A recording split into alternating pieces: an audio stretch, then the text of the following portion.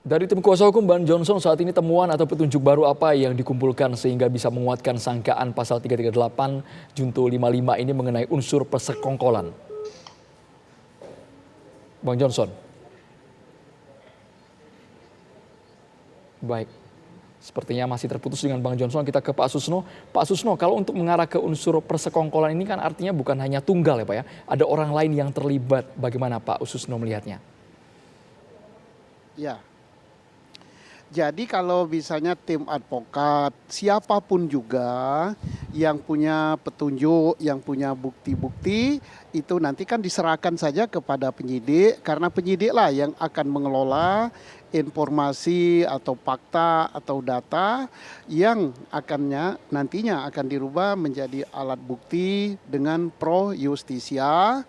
Ya, kan penegak hukum itu kan tidak hanya Polri saja ya. Advokat itu juga adalah penegak hukum. Tapi advokat tidak menyidik. Jadi bisa saja advokatnya bekerja sama menemukan temuan-temuan diserahkan pada penyidik untuk ditindaklanjuti. Nah, sebagaimana dari awal kan ini kerjasama antara advokat dengan penyidik sudah bagus sekali. Oh ada ini, oh ada ini, ada ini. Kemudian diserahkan pada penyidik, penyidik menindaklanjuti.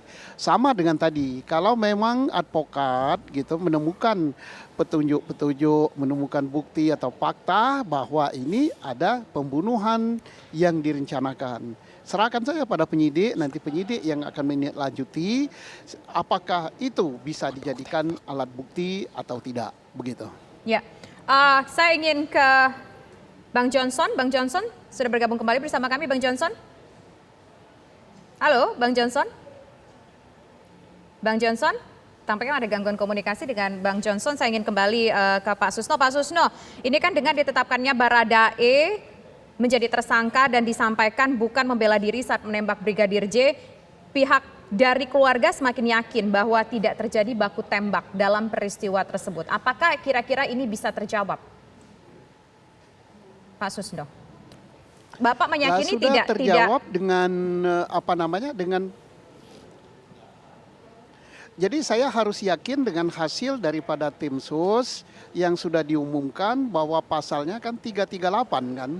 Dan Pak Dirpidum Bariskrim sudah nyatakan ini bukan tembak menembak tapi 338 katanya, yaitu merampas nyawa orang lain gitu. Jadi masa kita minta lagi tembak menembak, sudah hasil penyidikan sudah jelas itu 338 gitu.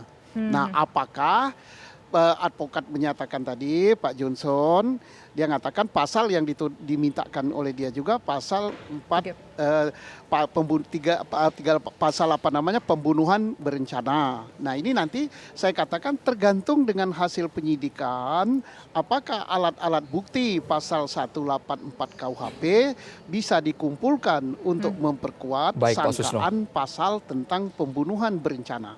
Baik. Bang Johnson, saat ini Irjen Verdi Sambo tadi sudah selesai diperiksa. Bagaimana kuasa hukum memandang profesionalitas dari tim khusus bentukan Kapolri ini? Masih percaya Bang Johnson? Percayai lembaga ini dan institusi ini, tetapi tidak bisa take it for granted karena faktanya yang lalu-lalu kan nggak bisa kita biarkan. Maka harus kita kontrol, kita desak begitu, tapi juga prosedurnya kita jaga supaya objektivitas ini bisa didapatkan. Tentu kami masih konsisten terhadap pasal yang kami laporkan ini, walaupun sekarang sudah cukup jelas ini bukan lagi persoalan tembak-menembak tapi pembunuhan. Tapi apakah pembunuhan berencana dan juga ada penyiksaan atau ada tindak kekerasan yang lain. Tetapi dalam pemeriksaan yang kemarin sebagai pelapor, kami juga mulai mengajukan bukti misalnya tim Satgasus gitu. Tentu semua kemungkinan ini harus dibuka karena ini pertaruhannya sekali lagi bukan hanya lembaga ini, bukan hanya penyidikan ini, tetapi juga proses penegakan hukum dan negara ini juga menjadi pertaruhan menurut saya. Nah, karena itu mari kita dukung sama-sama. Kita harus mempercayai proses pro justisia ini karena hukumnya mengatur demikian begitu. Baik. Baik, terima kasih Bang Johnson selaku kuasa hukum dari keluarga almarhum Brigadir J dan juga terima kasih Pak Susno Duaji atas waktunya sudah bersedia berbincang bersama kami merupakan mantan Kabar Eskrim. Selamat sore Bapak-Bapak semua. Kabar petang pemirsa akan kami lanjutkan usai kumandang azan maghrib untuk wilayah DKI Jakarta dan sekitarnya. Berikut ini. Selamat menjalankan ibadah salat maghrib bagi Anda yang berada di wilayah DKI Jakarta dan sekitarnya. Kita lanjutkan kembali kabar petang pemirsa. Setelah hampir 1 bulan, kepolisian akhirnya menetapkan Baradae sebagai tersangka dalam kasus kematian Brigadir J. Terhadap penetapan itu, keluarga Brigadir J mengungkapkan rasa syukurnya meski keluarga masih tetap meyakini ada pelaku lain selain Baradae. Karenanya pihak keluarga pun berharap penyidik kepolisian dapat terus melakukan pendalaman terhadap kasus kematian Brigadir J dan mengungkap kasus itu secara transparan.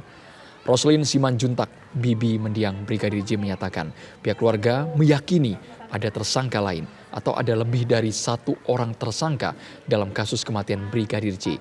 Hal itu berdasarkan dari kondisi jenazah Brigadir J. Terlambat